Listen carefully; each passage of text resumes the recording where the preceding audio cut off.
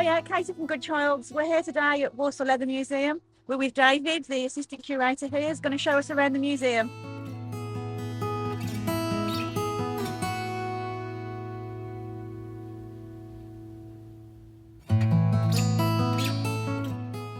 Okay, well here we are inside the shop, inside the museum.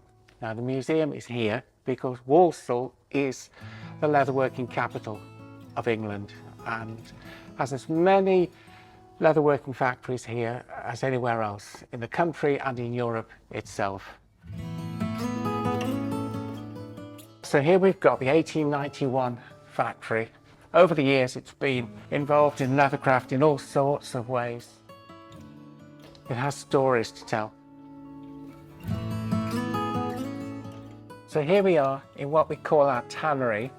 Here we talk about leather itself, what it is, how it's made, and we talk about conservation as well. We talk about vegetarianism, for example, in here, veganism as well. In terms of conservation, we make the point that leather is a byproduct of the meat trade. But in this room, we have film in here. Ron, one of our ex-demonstrators, very skilled man. He began in the leather trade in 1939 and worked here until virtually his death. So he spent his life in the leather trade apart from being in the RAF, and he's still here on our film talking to people about what leather is and about the tools that people use in the trade. So David, how's the saddlery trade in Walsall these days? Well, the trade remains in the town, and sometimes people assume that the trade must have gone. It has not gone. We still have saddlers here in Walsall making superb quality saddles. But apart from that, we've got other companies as well making light leather goods. The late Queen had 200 Walsall-made handbags, for example. Wow. When Princess Anne came too, she opened the building, by the way, in 1988. She knew the trade, the Walsall trade, so well, and she has used and been given, but bought as well, Walsall-made equine equipment. So the trade has a name, and it trades upon that name, but also upon its quality as well. When I started here in the late 1980s, it seemed to be that saddle trees, the foundation of a saddle, came in various sizes, and you found the one that best suited your horse. If you look in Victorian trade magazines, the saddlers are always trying to find new ways of doing things quicker and so on.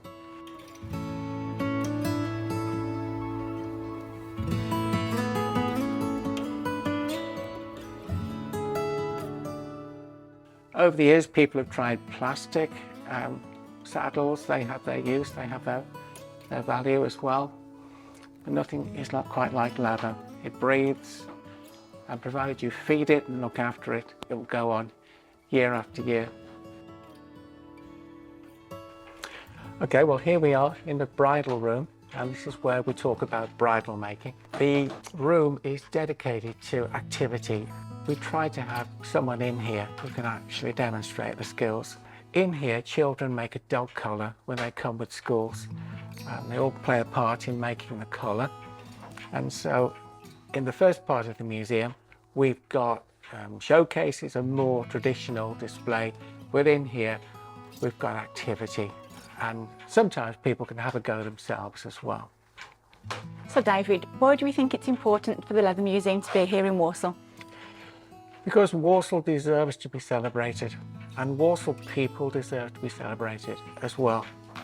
And there are people here in Walsall, Walsall people with incredible skills, and they deserve someone to shout for them, because many of the people in Walsall I'm talking about are really self-effacing people and really don't put the greatest value on the skills they've got. And there are some fantastically skilled people here in Walsall making beautiful things that are sold all over the world. And we need to celebrate the town. The town is hundreds and hundreds of years old.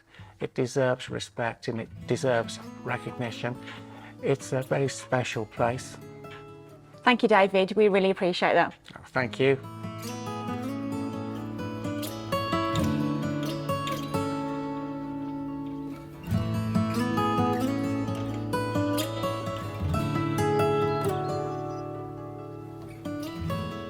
Well, I hope you all found that as interesting as I did.